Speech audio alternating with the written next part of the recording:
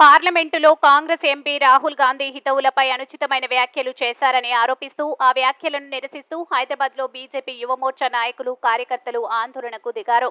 హైదరాబాద్లోని నాంపల్లి బీజేపీ రాష్ట్ర కార్యాలయం ఎదుట బీజేపీ యువమోర్చా నాయకులు కార్యకర్తలు రాహుల్ గాంధీకి వ్యతిరేకంగా దిష్టిబొమ్మను ఊరేగించి దిష్టిబొమ్మ దగ్ధం చేశారు.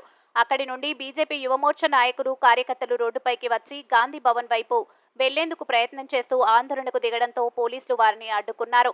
దీంతో పోలీసుల మధ్య బీజేవైఎం కార్యకర్తల మధ్య వాగ్వాదం తోపులాట చోటు చేసుకుంది. ఈ నేపథ్యంలో బీజేవైఎం కార్యకర్తలను అదుపు చేసేందుకు పోలీసులు తమ లాఠీలకు పని చెప్పారు. ఏకంగా బీజేపీ యువమోర్చా కార్యకర్తలపై పోలీసులు లాఠీచార్జ్ చేసి బీజేవైఎం కార్యకర్తలను నాయకులను అరెస్ట్ చేసి పోలీస్ స్టేషన్ కు తరలించారు.